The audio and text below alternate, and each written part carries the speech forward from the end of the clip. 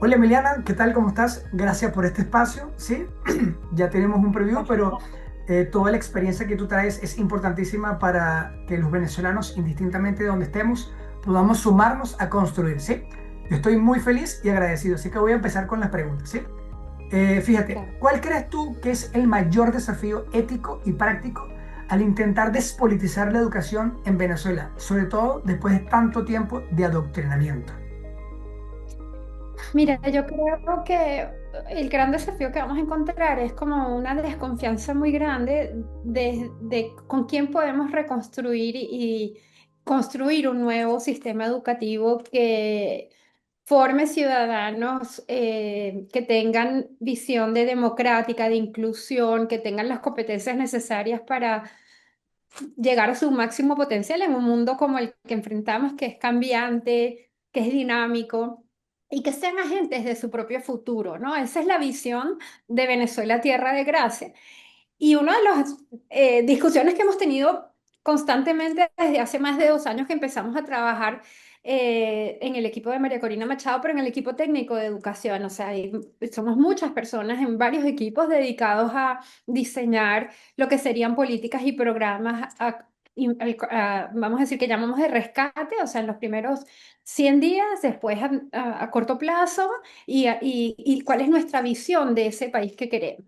Entonces, partimos con, bueno, ¿para qué es la educación? Y la educación es la herramienta más importante para formar individuos y sociedades que sean productivos y que sean inclusivos y que sean democráticamente libres, ¿no? Y entonces, esa es la visión de todo el programa y sabemos, y lo que me ha gustado mucho cuando hemos podido interactuar con las personas que trabajan en el lado económico, donde sabemos que estamos en una crisis enorme y que va a haber pocos recursos, que hay una prioridad muy fuerte a invertir lo más posible, dado la dificultad económica que vamos a enfrentar y que estamos enfrentando Sí. en educación. ¿Por qué? Porque esa es la apuesta para un país donde todos podamos ser parte de su construcción. Y lo que tú me preguntabas, bueno, ¿cuál va a ser el desafío? Bueno, es realmente que todos nos sumemos, que aceptemos que personas que a lo mejor tuvieron que trabajar bajo este desgobierno, como lo llamas tú, o Sí, sí. régimen, también pueden aportar. O sea, no queremos excluir a nadie que comparte esta visión.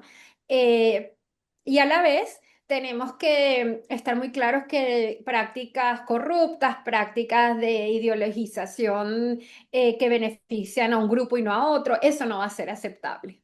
Entonces, ahí es donde yo creo que vamos a tener que tener un balance entre,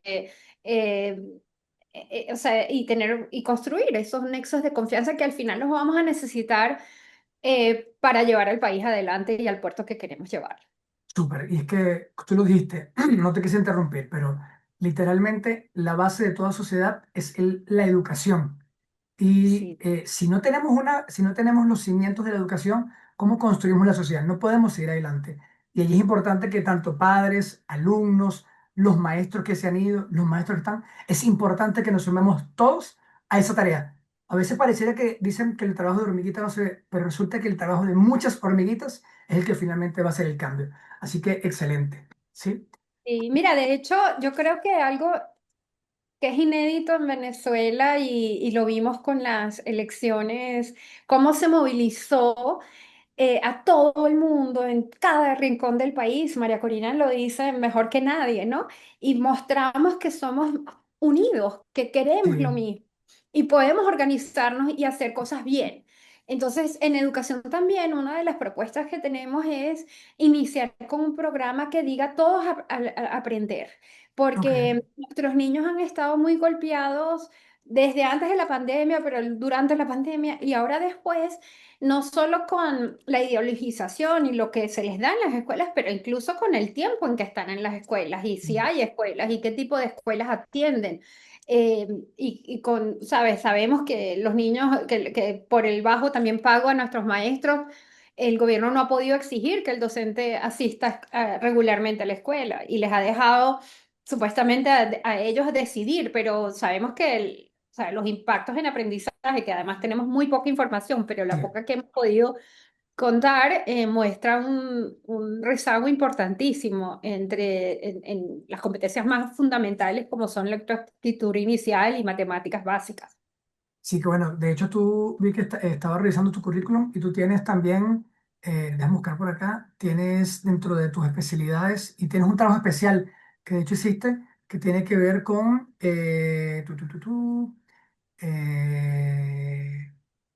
bueno, es que tienes muchas cosas, pero por aquí decías desarrollo de la primera infancia, políticas docentes y sistema de financiamiento educativo.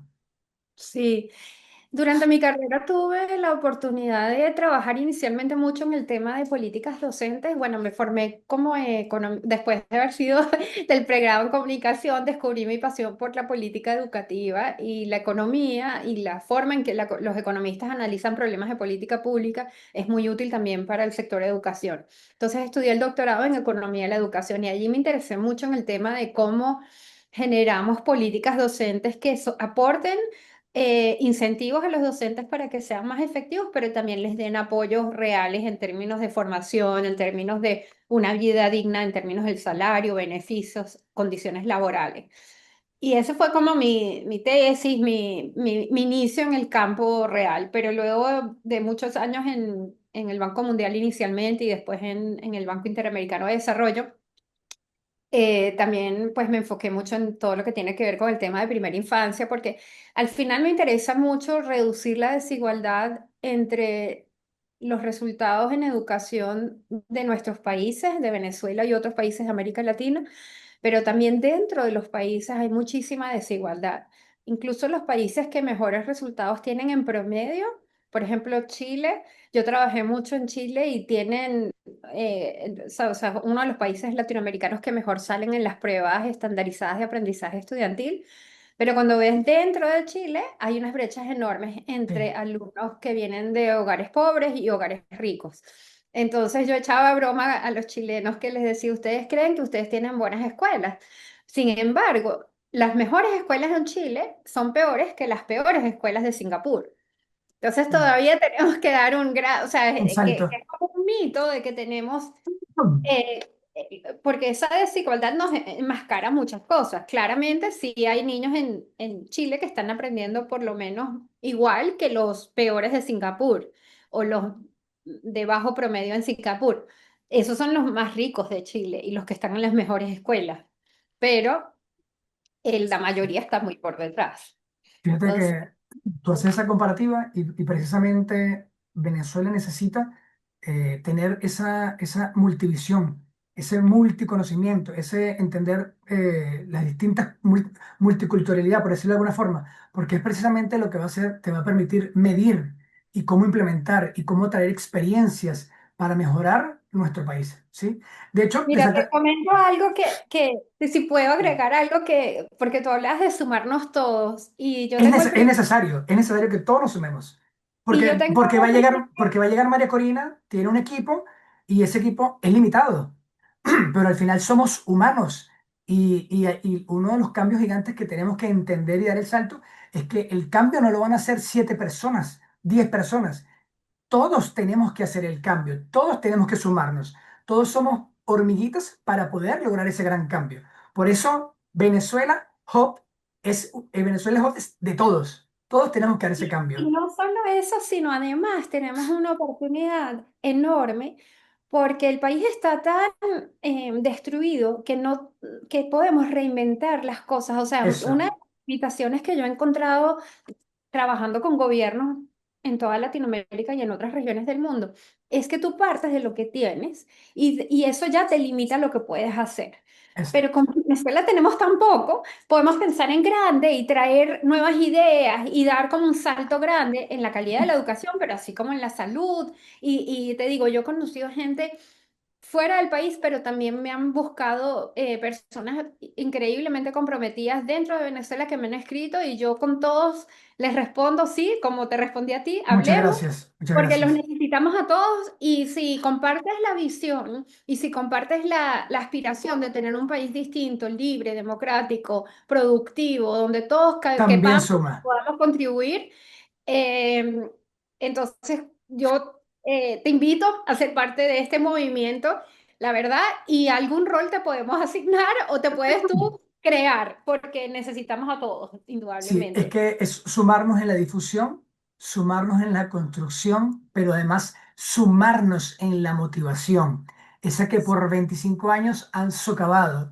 y que muchas veces hemos dicho, wow, no tengo la fuerza yo solo. Y por eso es el llamado a que todos podamos construir. Esos serían tres pilares: sumarse a la construcción, reinventarnos y además motivarnos. Esos son tres puntos yo creo que son fundamentales, ¿sí?